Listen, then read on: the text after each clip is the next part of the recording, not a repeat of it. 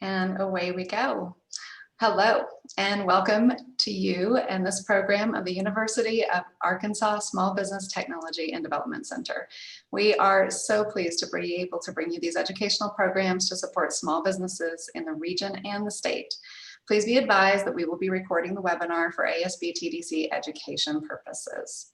If you're not familiar with ASB/TDC, it is a one-stop shop for startups and existing small businesses. We are affiliated with a statewide ASB/TDC, as well as a national network of more than 1,000 business centers. Locally, we offer free one-on-one consulting and workshops like this one, covering the relevant topics for businesses and owners. If you are not already a client, we really encourage you to visit us at sbtdc.uark.edu. I will introduce our presenter, Dan Aronoff, momentarily. I'm Amy Robinson, a consultant with the ASB/TDC, and today we are joined by our center director, Mary Beth Brooks. Hello. And my consulting colleague, Catherine Corley. They will be helping guide the conversation with Dan today about the top secrets of buying a franchise. That is what we're doing today. So if you're not in the right class, no, stick around because it's going to be great. You'll learn something no matter what. So we are going to go over a little bit of how we are going to have this conversation today. This is a webinar format, so you will be on mute, but this is meant to be interactive. So please participate via the Q&A or chat. We will be monitoring the questions and facilitating those as we go. If you wish to stay anonymous for any reason, you can participate via the Q&A feature. We also have our colleague, Chris Case. Say hello, Chris, in the chat. She is with us today in the chat if you prefer that feature. She may even throw out a few prompts or questions as we go. So now we are happy to introduce our workshop presenter, Dan Aronoff. Dan will be telling you a little bit about himself in the moment, but I would love to tell you that Dan and FranNet have a lot in common with ASB/TDC. He has 25 years of experience working with small and large companies and is bringing that experience to follow his true passion, which is working with entrepreneurs as a no-cost consulting service. So I don't know, my colleagues, I think that sounds familiar, ASB/TDC team, because we also love to help small businesses, and that's why we are all here. So now, without further ado, Dan, please kick us off. Excellent. Thanks so much, Amy, and good morning to everybody. Let me get my screen up here. And okay, can everybody see that? Mm-hmm. Excellent. Good morning to you all. Thank you so much. You know, I'd be remiss if I didn't put a plug in for the ASB/TDC. I actually said it correct. Well, I tell you, that's a mouthful. Anybody that is considering business ownership, you really need to utilize their services. It's a wonderful place, awesome tools, great counseling. So by all means, reach out to them. Great educational place to learn about business ownership. All right, so today we're here to learn about franchising. A little bit about myself. Amy kind of gave you a very brief description, but I've been with FranNet now for 15 years. I'm actually a franchisee of a franchise consulting business. And I basically cover Tennessee and Arkansas. My background actually was corporate America. I worked in corporate human resources for Exxon, Kraft Foods, a biotech company called Kendall International. And I got to a point where I wanted to do my own thing. And because of my background, working with a lot of executives, coaching them in their careers, it was an excellent fit. And I also had the privilege of teaching Franchise 101 in the School of Entrepreneurship at Belmont University. Belmont's actually going to be doing the third debate, if that still goes on, in a few weeks. All right, FranNet. FranNet's been around for 30 years. We were the pioneers to this industry. We've got consultants all over the country, very strong relationships with SCORE and the SBDC offices. Very simply, think of me as a franchise matchmaker. I work with people who want to find out if business ownership is right for them, and if so, what franchise would be the best fit. It's all about education. It's all about fit. We're here to help clarify one's career aspirations. If it happens to be business ownership, great. If not, then we can certainly guide you into other directions from a career standpoint. And as Amy mentioned, our services are totally free. There's never a hidden agenda. There's no cost associated with utilizing our services. When I'm meeting with a client, and I'm sure with all of you at the ASB TDC, my first question, kind of obvious, but what's your why? What has prompted you to say, hey, business ownership might be a way that I want to make a living versus maybe going back into another job? And this is a very personal thing. Everybody defines success differently. So one person might be motivated by the potential to make more money. Another person, it could be flexibility. They may have been a road warrior in sales and they're not able to spend time with the family and they want to be able to park themselves and have maybe a better work-life balance. Could be control, could be creating your own job security, whatever it may be. We always look at it from the standpoint of what's that why? What are those career pains and can business ownership fix it? Part of our process at FranNet, we've got proprietary assessment tools and questionnaires that can help in the process. Certainly at ASP TDC, I know with your counseling services, also wonderful tools for you to figure out ultimately, how do I navigate my journey through this discovery process? COVID, be remiss if I didn't talk about COVID. We're in a very interesting time, to say the least. And it's been a struggle. Let's face it.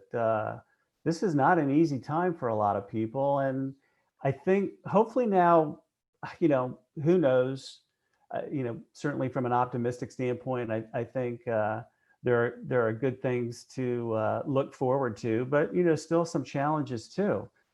With that being said, this slide here, it says a recent survey. When I was looking at my slides before the presentation, actually, this isn't so much of a recent survey anymore.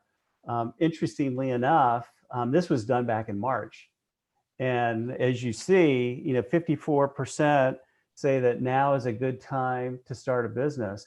Actually now, 7 months later, we're seeing even more momentum. And I recently saw something from the Census Bureau. They do an annual business survey, and they said that there are, I think, a 19% increase in business applications in 2020. And they haven't seen that growth rate since 2007. So just another indication, there's a lot of interest in doing your own thing. Let's talk about how to use this time. More and more people are at home because of COVID. So you may have more time to actually think through this, reflect, do I want to own my own business? And maybe even having time to spend on researching. For some people, they may not feel comfortable with the current situation, and that's totally fine. What I would tell anybody in the audience is arm yourself with education.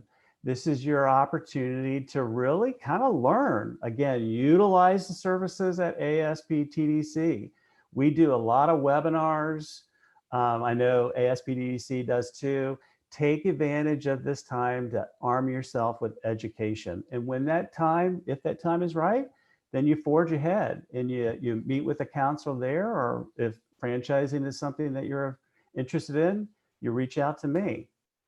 For those of you that are saying, hey, you know what, this might be the time, I am still a bit nervous about the situation. No worries, you proceed cautiously. And to be honest with you, I wouldn't say really it would be any different than a client that I'm working with in so-called good times. It's all about doing due diligence. It's arming yourself with facts and information and surrounding yourself with good people that are going to guide you through this process. And then for others, they're raring to go. They're looking at this as an opportunistic time. Interest rates are low. There is a result of maybe some businesses going out of business. Commercial real estate, there are a lot of spaces that have opened up. From an employment standpoint, let's face it, pre-COVID, it was tough to find people. Things have loosened up a bit now in that realm. So, it could really be a good time to start looking at business ownership. Dan, do you Yeah. mind if we pause here for a moment and Yeah. ask anyone if they want to share just kind of where they are in a little bit of where, if they are in any of these phases currently. Again, you're welcome to use chat if you want to put your answer in the Q&A as an anonymous. That would be great. And while all of our participants are doing that, we can move on, but it might be great information for us to just kind of see who we have here today.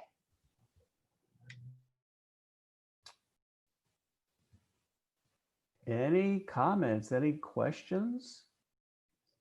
Not yet. We'll let everybody kind of throw them in there while you continue on, but I think this is a great place for people to start thinking about where they are. Fabulous. I put this slide up because, as those folks that may be a bit more timid, with the COVID thing, when someone is researching a business, a franchise, it's a process. It takes time. So if somebody was to engage with me, and this probably would be very similar for all of you at ASP TDC, we're in October. If somebody started to research a franchise, they're going to go through our process. They're going to fill out the assessment. We're going to educate them about funding opportunities. This could take 30 to 60 days. Let's say that they find the great opportunity, the great fit for them, and they sign. Then they're going to start the training process with the franchise. If it's a service-oriented business, meaning that it doesn't require brick and mortar, we're probably talking about a January timeframe. So in about 3 months, okay? So, who's to say things may clarify even with the COVID situation. But for those that are looking at brick and mortar businesses, I have here semi-absentee. We work with a lot of executive level folks that have a full-time job and tend to keep their full-time job. They want to create another stream of income, whatever it may be. Or if you wanted to, devote full-time hours. If it's a brick and mortar business, now you add an additional layer of time as far as having to go out and do site selection, find a great location for your brick and mortar business. There's going to be leasehold negotiations, then there's going to be build out and all that stuff. Very easily could take 6 to 9 months. And so for those of you, if you're a little bit worried about COVID now, but you're feeling very optimistic about the future, which, let's face it, life is life and whatnot. You're really talking about a 6 to 9 month time frame, and now would really be the opportune time to start looking at those brick and mortar businesses, particularly with interest rates low and vacancies a bit more open than not. So anyway, I like to share this screen just to provide some perspective from a timing standpoint. Dan and Mary Beth, I'll ask a question. In terms of leasehold negotiations, does the franchisor or does FranNet and ASB TDC help kind of provide a range to know where to negotiate and, for the economics of the business, what the best leasehold is? Catherine, that's a great question. In most cases, the franchisor will have a national relationship with a commercial realtor. And that commercial realtor oftentimes is very familiar with the ins and outs of that franchise and will be able to provide robust support and can play a huge role in the negotiation process. As a matter of fact, I would advise any of my clients, while yeah, you could drive around and you get excited. You see something that you think might be a great place. Always take heed to the commercial realtor's advice because they know the ins and outs. And from a negotiation standpoint, they're going to be far better skilled at getting you the best deal than you ever could. And then from our perspective, Catherine, what we can add to that, and what, like right now, I think I have about 5 or 6 different franchises going right now, and people, one who is purchasing a franchise and the others who are just starting. And where we have come into play on those, everything from a lot of market research that we can provide to help them. Some franchises require a certain traffic count or certain populations within 5-mile radius or whatever. Our market research helps us identify exactly what they need for that. But beyond that, we also do a lot of work within the financials. So, okay, if you're going to pay this much in rent, then and you're going to have X amount of revenue, then we go through and help them provide those three-year financial projections to where then they can get secure their financing that they need. Excellent. All the more reason for folks to call you all. Excellent. We Any have other one more questions? question, Dan, Sure. from the attendees. From Jason, do you look at buying existing franchise locations that may be on the market? That's an excellent question. So FranNet works with about 200 plus franchises where our corporate team has actually vetted and done preliminary research. If we have a resale opportunity with any of those franchises in our inventory, by all means. So yeah, we do work with clients on existing locations. We don't go outside of our inventory because we just don't have familiarity and we haven't done preliminary research. But if it's in our inventory, by all means, yes, we help with existing resales. Fantastic. Great questions. Okay. Any other questions while we're right here? All right. Fantastic, Dan. Thank you. We have a really quick question. Okay. Can people on a work visa invest in any franchises? They can. And I am not terribly familiar with that. I have never had a situation where I've worked, I think it's the E2B visas. My FranNet counterparts in South Florida and Texas, they do it quite often. And so when I had that situation, and I have had individuals where they were in that scenario, they didn't end up buying. I then seek my counterparts for expertise because they really know how to work it. So to answer the question, yes. And by the way, that's the beauty of a franchise. So while it may not be my skill set, I've got other franchisees in the FranNet system to turn to from a knowledge standpoint. I'll tell you, Amy, I had a situation a couple of years ago with someone on a visa, but his visa was ending in, like, I think this was in 2018, his visa was ending in 2022, and they wanted a 5-year commitment. So the franchise wasn't willing to move on unless he could for sure guarantee that he would be able to be here. These are excellent questions. Fabulous. Any more? Okay. Let's talk about some trends that we're seeing right now.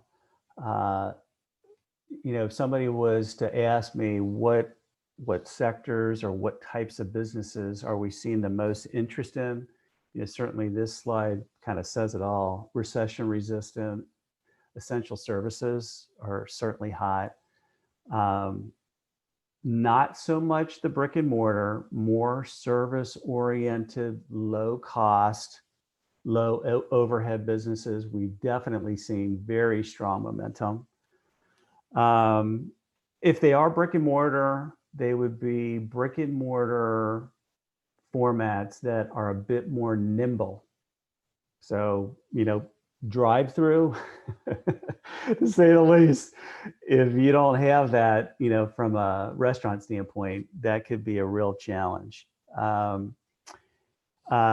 But let's kind of let's go over this slide. I mean, you know, so when you talk about where we are today, we're seeing a lot of franchise sectors thrive. I mean, senior care, you know, in-home healthcare has been very strong for the past 20 some odd years. You know, every day they say 10,000 baby boomers are turning 65. That sector continues to be strong. And actually with COVID, you know, you could actually say people are going to really want that care in their home versus getting it in a nursing home or assisted living facility. The home repair, you know, people aren't maybe so inclined to buy a home, but they want to fix up their home. We're seeing excuse me, a lot of interest. Cleaning, I emphasize that word, cleaning. You know, for what it's worth, green, sanitizing, disinfecting, those are buzzwords. Seeing a lot of interest there. Obviously, cars still need to be maintained and fixed. Damage restoration, you know, like a Serve Pro. If you have water or fire damage, you're going to get that fixed. And in most cases, you're not even going to be paying for it. It's going to be paid by an insurance company. So, you know, I always look at that industry as that is about as recession proof as it gets. Doesn't matter in an up economy or a down economy. Sign businesses. Oh my God, how many more signs have businesses had to produce in order to, hey, you need to wear a mask? Sign businesses are really thriving, commercial cleaning. And then even with the B2B businesses, you know, digital marketing, staffing, as companies are looking at ways to manage their staffs, you know, they may have to do more temporary hiring. So there have been a lot of businesses that have thrived in this COVID scenario. And honestly, I would say a lot of these businesses are very resilient, even in normal times, whether it's an up economy or a down economy. So hopefully that gives you a little bit of a flavor of what we're seeing today. Any questions from Hey, the Dan, audience? Yeah. we do have one question. Wondering if they need to have extensive knowledge in the industry of the franchise that they're interested in. Fabulous question. And I will say, if you can wait just a bit, we actually have a slide where we're going to address that. But good for you, whoever asked that question. I don't oftentimes get that, so that's pretty insightful. So we'll get to that in just a minute. Dan, can we pause here and do you have kind of a story or example of how someone comes to one of these? This is a huge list of industries that people may or may not have thought of as being franchises. Mm-hmm. And so typically, what do you, when somebody comes to you, what do they typically come with? And how do you introduce these different, this vast array of different business options that people have? That's a great question, Amy. A lot of it boils down to me taking them through a process. It starts with our assessment tool, and this assessment gives us a profile that plays a huge part in how we match people up with franchises.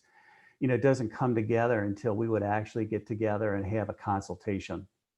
Now, one of the things that I always tell people, and this is also a slide later on, but go into this keeping an open mind, because what you think could be the best fit versus reality are two totally different things. Most of the people, and when I say most, let me emphasize that, most of the clients that we end up placing end up buying a franchise that they never thought they'd own.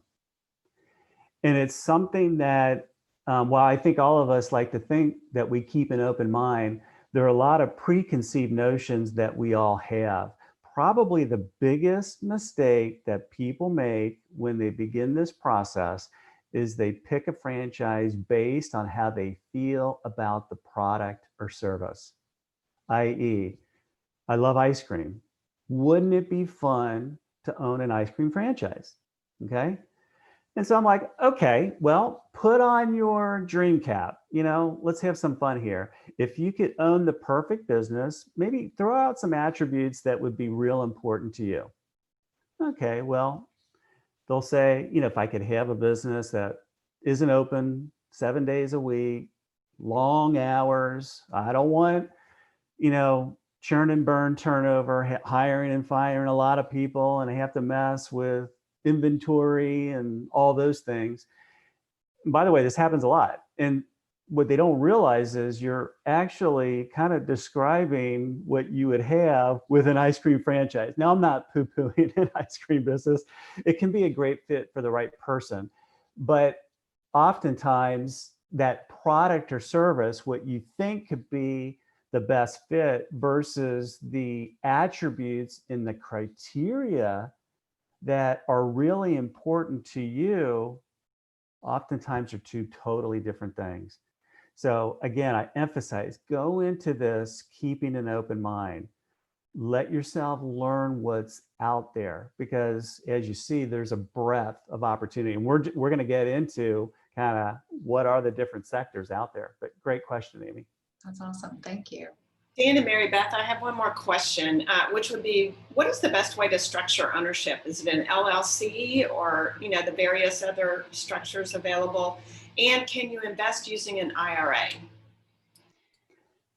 you want to go first, Dan, or do you want me to?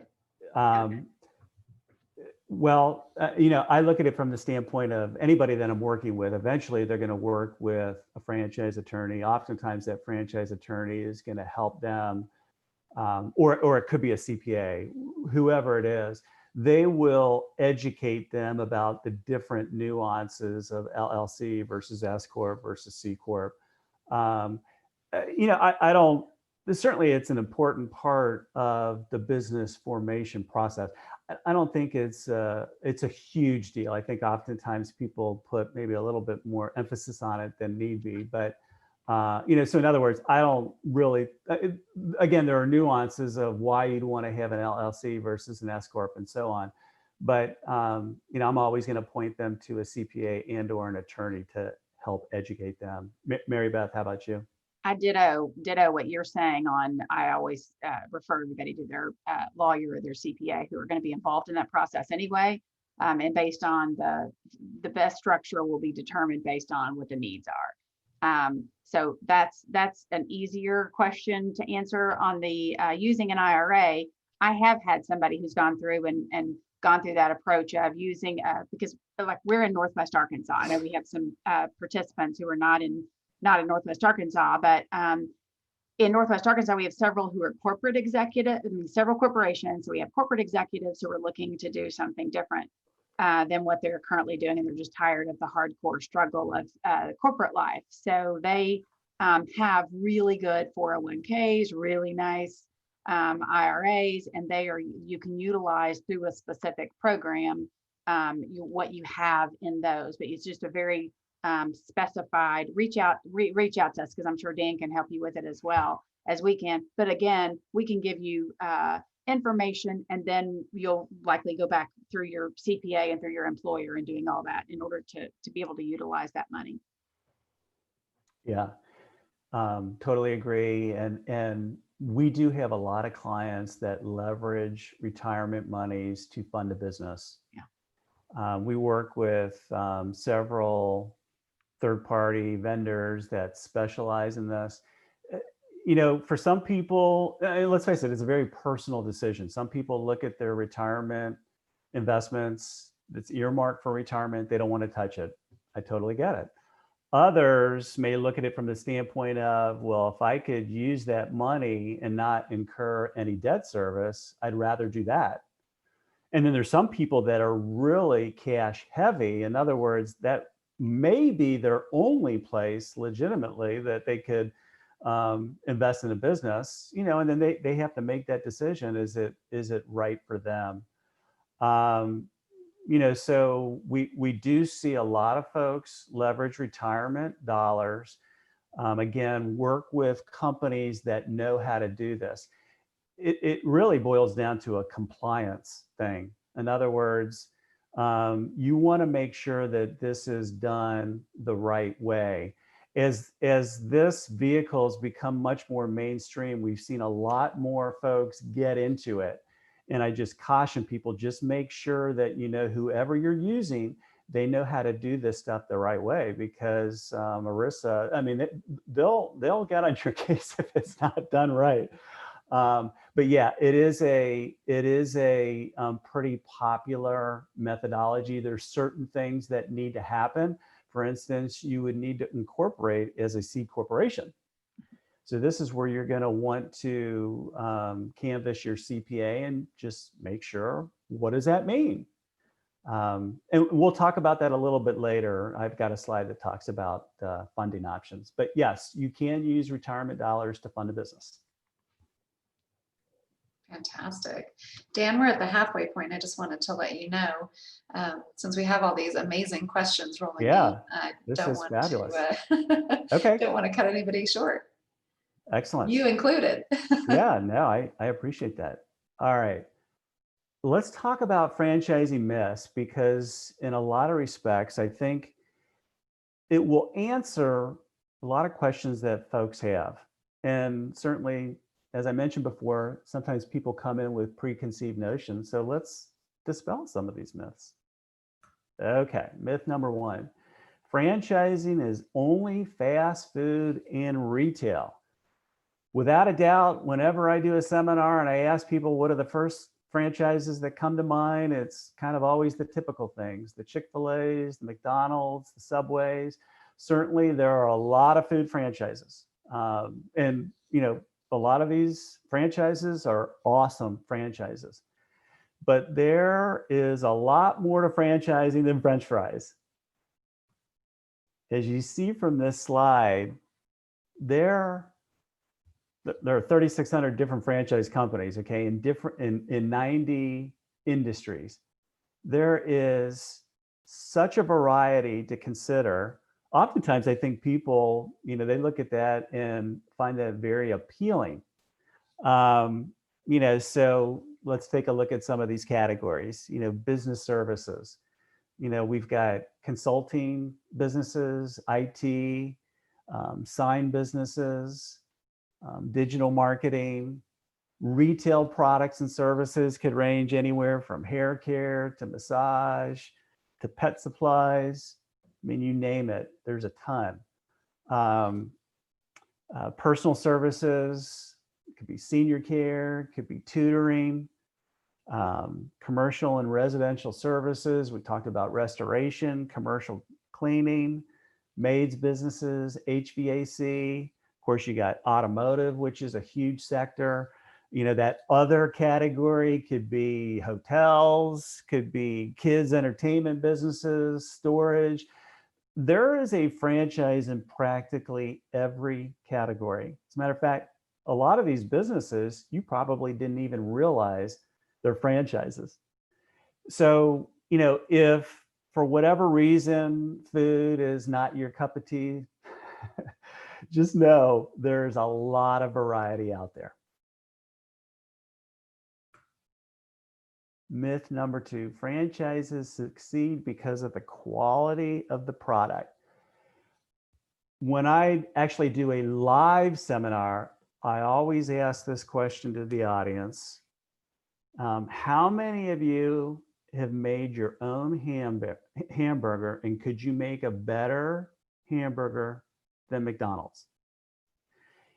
Now, I've done probably well over, I'm going to say 200 or 300 live seminars in 15 years. There has never been a seminar where probably 90% of the audience has raised their hand and says they can make a better hamburger than McDonald's. So they can make a better hamburger than the most successful franchise on the planet. I mean, I'll ask you all, Catherine, Mary Beth, Amy, can you make a better hamburger than McDonald's? Not consistently. Not consistently. Okay, Mary Beth? I'm not the cook in my household, I admit. You're not the So, cooking? Okay. no, my husband is, not I. You might fall into that 10%. But in most cases, people will say without any question, they can make a better hamburger than the most successful franchise on this planet. So if that's the case, and it's not what we would say quality, then what is it? What is McDonald's doing that makes them so successful? Consistency is what Consistency. What else? We call it the 3 C's. Consistency. What are the other 2 C's? Something to do with operations, Well, how about efficiency Gosh. with a C. efficiency? Yeah. So it'd be cost. Yep, one of our participants said cost. Great one. Cost. Exactly. Okay. And then how about convenience? Right. I was going to say cult following, but convenience is good Yeah. too. Yeah. Yeah. It's all about the systems. I mean, let's face it, Ray Kroc, he literally created the assembly line process for the food sector. So you're coming with systems, consistency, marketing, operations, accounting. It's a business in a box. That's the beauty of franchising. Okay. Any questions so far? You know, in addition to that, I was kind of thinking on your previous question, you know, I think a lot of people, like you said, there are places that people don't know that they are a franchise. So they may even think that they're a very local business because they're kind of under the radar and being very successful. And then I do think that people think that they can start a business from scratch. So this is kind of a question for both you and Mary Beth about the advantages of a franchise, which I think you've already touched on a little bit in those, the infrastructure, operation, efficiency, all of that being, and not creating it from scratch. But can you go into that a little bit more? Because Mary Beth, I know you've probably seen people come in and go, I have a great idea. And then you say, well, there's somebody that's doing that, and maybe we should look into that. I'll let Mary Beth comment on that. And then I've got a slide that speaks to the pros and cons that will go into a lot more detail. But Mary Beth, I'll give you the stage. I'll try to, I hope that I don't contradict what you're saying, but this is just off the top of my head. I think of instant name recognition on a lot of the franchises is awesome. Skipping the startup phase is really big because sometimes that's the toughest 9, 6, 9, 12 months. And this just, it provides, it also provides consistency and forces you through very specific procedures that have already been put into place. You know, when you try your hardest to learn from what somebody's done right and also from what somebody's done wrong, they have proven methods, and as long as that the franchisees follows those methods, then it tends to work well. Training, you know, I've helped a lot of franchisees where they fly to wherever and go through, you know, 3 or 4 weeks worth of training, and they take their new manager and whatever, so they can see it in real life. And also I think the marketing piece of it has been helpful for some, just because then we all know, and I don't know if you help this particular franchise, but like where I live in Fayetteville, Arkansas, is just a constant flood of good feet store, good feet store, good feet store. I mean, I've never seen so many ads, and I can now repeat them and recite them. So sometimes those might be beneficial. Dan, am I on? Or Mary Beth, you're hired on as a franchise consultant, so congratulations. Okay. Yeah, you hit on a lot of the hot buttons, so that's great. And yeah, when we get to that slide, I think it'll build on what you've already shared. So good job. Okay. Moving right along, myth number 3, successful franchises emerge in new industries with no competitors. You know, it's interesting, when I work with a client, they always want to be the only one. They don't want any competition. And I understand that it's always that fear of, you know, am I going to be eaten alive by other competitors? I want to be the only one. I want 100% of the market share. Well, we all know that that's not realistic. Actually, franchises look for sectors where there's a lot of competition, particularly when the marketplace is fragmented. That's really where franchises flourish. In other words, let me give you an example. 20 years ago, the maids business just started to evolve. And a lot of people thought, that's kind of ridiculous. I mean, that's a pretty simple, business concept. Why the heck would I buy a franchise? Well, let's take a look at this. So the maids business, how did you find out about a maid? In most cases, it was word of mouth. All right. There were no dominant players. It was word of mouth, obviously some really good maids, and then, a lot not so good. So the quality was all over the place. How you found them, there was no, uniform way to seek out a maid unless you had a referral. Most of them are not bonded, questionable about whether they're professional. And so these maids businesses, they basically made what is not a very sophisticated industry and made it sophisticated, incorporating technology. I mean, one of the franchises that we work with in this space, 15 years ago, they won Microsoft's award for the most sophisticated technology system to run the business, a maid's business, okay? So it was the technology, it was the uniformity, the branding, the marketing that propelled that sector to now it's pretty mainstream. So franchising is always looking for those opportunities where there's a lot of fragmentation and where they can go in and begin to build a brand, become that player, so to speak, okay? McDonald's started when there was a burger joint on every corner. All right, myth number 4, franchises are expensive. Well, I mean, that's a relative question. I mean, everybody's going to have their own sense of what's expensive and not expensive.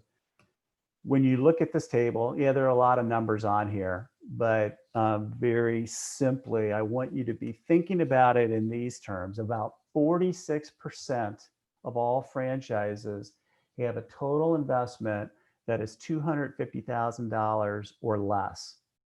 The reason why I couch it that way, again, I'm not saying that $250,000 isn't a lot of money, but relatively speaking, like if you were to look at a McDonald's, that could be a $1.5 to $3 million investment for one location. So we look at anything that's $250,000 or less would be in a lower cost category. Okay, and about 20% are 100,000 or less. So you don't have to be a millionaire to get into a franchise. And by the way, when I say total investment, that's implying pretty much everything necessary to open the doors. So your franchise fee, build out, several months of working capital. So again, depending on your credit worthiness and your financial wherewithal, there are a lot of what I would call lower cost franchises that one could consider. Dan and Mary Beth, we had a question about what is the capital that one might need? So that's the total investment, but if they're getting financing, what is the actual capital that they would need to put up? Well, that's a nice segue. Here's the slide. I mean, good grief. Applause to the individual that asked that question. Generally speaking, and I say this in general terms, when I'm working with a client, I'll tell them you're going to need to put down about 25 to 30% of your own money, and then look at other ways to finance the business. So if it's a $200,000 total investment, you're going to need $50,000 to $75,000 of your own money, and then start looking at SBA, and actually the next slide kind of goes into a bit of the different options to consider. But hopefully that gives you a reference point. It can be a little bit lower, injection from a SBA standpoint. It's going to depend on your your net worth, your liquidity, your collateral, your credit scores, and all that stuff. But generally speaking, I say about 25%. A lot of my clients, they're either using personal savings. Home equity now is back to being a pretty popular vehicle. It wasn't so much after the Great Recession for obvious reasons. You see the 401k IRA as an option, and certainly SBA loans too. Interestingly enough, I oftentimes get the question about partnerships, and partnerships can certainly be a way to get into business. Kind of comically, I tell people in life, there are two ships to avoid. One is a sinking ship and the other is a partnership. And I say that again, tongue in cheek. Just make sure that if you're considering partnering with somebody that you really kind of work through that and talk about the ins and outs. It can be a great way, but it can be difficult too. I mean, life happens. Your partner may get divorced, may have a death in the family. They may have their own financial difficulties, and it poses some very uncomfortable questions. So I'm always telling clients, just make sure that you have crystal clear expectations and that you've talked about worst case scenarios. And that those are documented in some kind of legal document so that you can define what and who is responsible for different things. As you know, because when you start as a partnership, the beginning, just think about what could happen in 7 to 10 years, and things change dramatically in people's lives.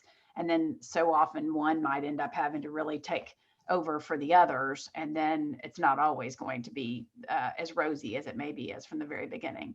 On the financing sources, one thing I'd like to add is with some SBA loans that you can potentially get in as low as 10%, but with the understanding that you're also going to be expected to have, you have to have the working capital in place and in line for several months, knowing that it's not like it turns a profit immediately. So but an SBA loan could get you in as low as 10% in. Excellent. Another thing Another thing I don't see on this list, Dan, is a bank loan. I do see personal savings and friends in the SBA loan. Right. How common are direct bank loans? They're pretty common. I wouldn't say it's typically the top way that people finance a business, but yeah. And actually, thanks for bringing that up. I need to add that to my list. Oh, fantastic. I'm always giving my clients, some local resources, local bankers, because I think regardless of whether they specialize in SBA loans or not, again, options to consider are always good. One other question on that home equity line of credit, is that available even if it's an investment property? Not sure I understand the question, but you do. I think go ahead, Dan, I'm sorry. No, Mary Beth, you go.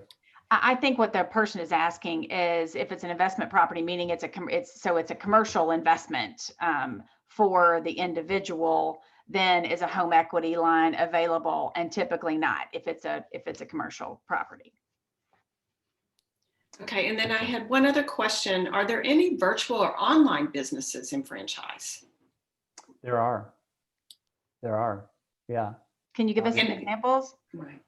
Yeah, I mean, we work with a digital marketing franchise, so pretty much everything that they do. Now, I don't know if that's, speaking to the virtual aspects, but yeah, I mean, that would be a home-based business that you can run without any, office space or whatnot, and you could literally conduct your business via, using technology. Well, and Dan, if somebody came to you and said, I'm really interested in an online business, or this is what when you do the profile and you're looking at how someone why they're getting into the business, you also keep an eye out for things that you may not already have in your catalog of businesses as well. Yeah. Is that correct? That's correct. We're always adding new opportunities. Yeah. FranNet Corporate's always vetting, they want to make sure that we've got a robust inventory. So yeah, we're always looking at adding new franchises to the inventory. Very quickly, Mary Beth, it was clarified that the investment property is a rental property. So I believe that they have like a rental home that is an investment property, and they're asking if they can use the home equity line of credit on that rental property.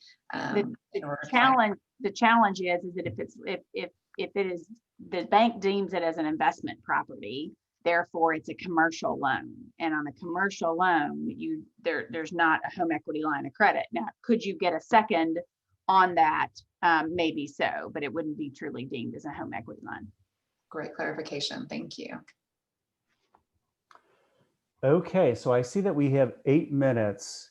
I think what I would like to do is get to those slides that I want the audience to see, and maybe if we can hold the additional questions to the end. I just want to make sure there's some really good slides that I don't want to miss out on. Okay. So myth number 5, high return requires a high investment. There is no correlation between how much money you invest in a franchise and the return. In other words, don't think that you have to spend or invest a ton of money in order to make a lot of money. There are plenty of terrific low-cost service-oriented businesses that can be very lucrative. The point that I do want to make, though, is, and this would be the case with really any franchise, but a lot of it is going to depend on your skills, okay? In other words, a lot of these lower cost service oriented businesses tend to be pretty sales focused businesses, meaning you've got to sell. And that may not be your expertise, or you may not be willing to learn how to sell. I've seen plenty of people get into senior care businesses because they see that there's strong demand, it's a feel-good business, but they don't realize you've got to get out there and build strong relationships with discharge nurses and hospitals and doctors' offices. There's a pretty significant sales component to that business. In other words, it's not where you just sit behind a desk hoping that customers are going to come your way. So even though they may find the business appealing and it's a low-cost business, if they don't possess the requisite skills to succeed in that business, they're going to fail. And I've seen a lot of people get into that space and not be willing to sell. And that's just one example. So I just stress, again, when we're evaluating fit, it's important that we really make sure that you know what the role is and what it's going to take to be successful. All right, myth number 6, industry experience is required. I know we had a question in regards to this. This is oftentimes a head scratcher. But let me emphasize this as franchisors in most cases prefer that you don't have industry relevant experience. They don't. There was an education tutor based franchise that started, good grief, probably 25 years ago. When they started franchising, they focused on finding teachers as franchisees, which would make sense for a tutoring business, right? Well, they quickly realized that teachers were not good franchisees. Well, and you would say, well, why? And not to say this, I mean, there were some that were good business owners, but what did teachers like to do? Teachers like to teach. They don't necessarily know what it takes to build a business, to market a business, to hire, to get out there in the community and build strong relationships with PTAs and whatnot. They were focused too much in the business, teaching, and not focused on the business, which is building a business. That's kind of the E-myth revisited in a nutshell. But franchise franchisors are looking for people that are coachable, that are willing to follow a system. Obviously, they got to bring experience, business savvy, those types of things. But in most cases, they're going to prefer that you don't have industry relevant experience, because oftentimes those people, they think they've been there, they know how to do it, and they make the fatal mistake of not following the franchisor's system. The advantages and disadvantages of a franchise. And Mary Beth did a wonderful job going over a lot of these things. I'll maybe just focus on a few of them that I think are really important. Certainly in a franchise, the training and ongoing support is huge. It's huge. Okay, so just know that that franchisor is there to support you throughout the life of your franchise. The cumulative effect with all these franchisees in your system oftentimes makes your cost of goods and services a lot cheaper than if you were to do this on your own. Technology, some of these franchisors have spent millions, I'm not kidding, millions of dollars developing their point of sale systems and apps that on an individual basis, you would just not be able to do. So you're able to, again, through the group purchasing power, enjoy things cumulatively that you wouldn't on your own. Franchisee due diligence. You know, if you're going to open up your own independent business, are you going to call your competitors and ask them, how well are you doing? How long did it take until you broke even? Well, when you do due diligence in the franchise world, you can talk to other franchisees and get real hard data. The disclosure document, I won't go into a lot of detail, but franchising is regulated in a way to protect you. So anybody that's looking at buying a franchise is going to get a disclosure document with a ton of information.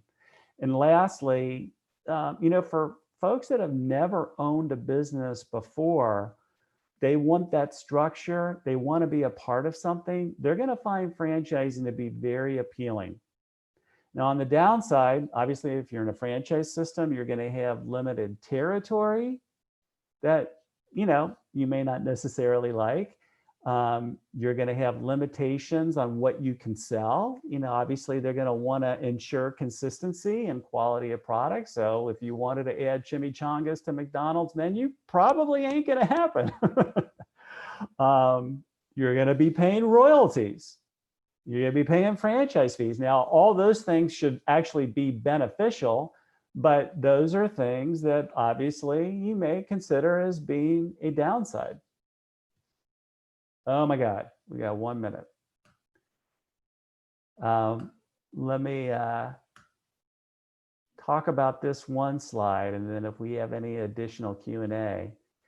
This slide is so key because it speaks to kind of what I said about, you know, people pick a franchise based on how they feel about the product or service.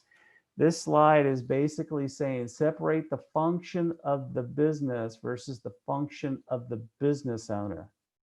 In other words, somebody that owns a hair cutting franchise like a Great Clips franchise, on the surface level, I don't think there was ever anybody that I had worked with that came to me and said, boy, I would love to own a hair cutting franchise. Most people would never consider that because they feel or think that they may have to cut somebody's hair, and they don't know how to cut somebody's hair, and they don't have any desire to cut somebody's hair. A Great Clips, Supercuts, they are not interested in an owner cutting somebody's hair. They won't sell that franchise to you. They're looking for business builders, people that want to grow and scale a business. And your role is going to be the CEO of managing this multi-unit business. And you're going to hire somebody that's going to be working the day-to-day operations in the store. So that and a myriad of other examples hopefully would bring home the fact that in a lot of these businesses, you're not actually going to be performing the service. You're going to be building a business and acting as the CEO. Keep an open mind. Good grief. If there's anything, hopefully you've come away with a lot of substance, but let me just say that again.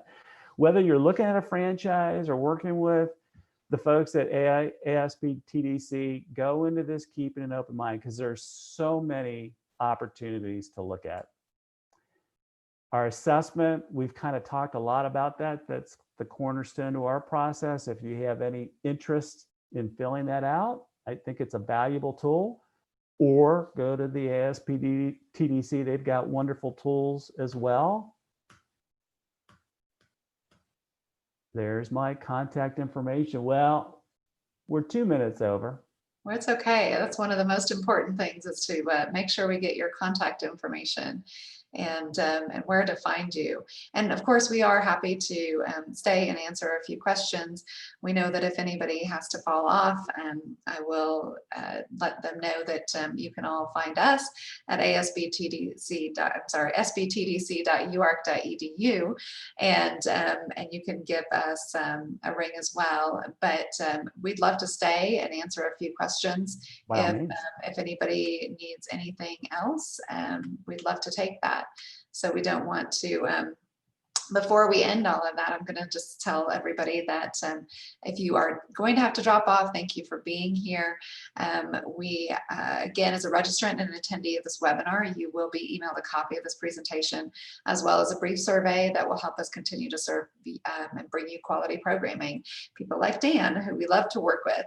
And find a full listing of our workshops at sbtdc.uark.edu, which you will also connect to via the QR code if you want to take a quick pick and sign up for notifications to become a client.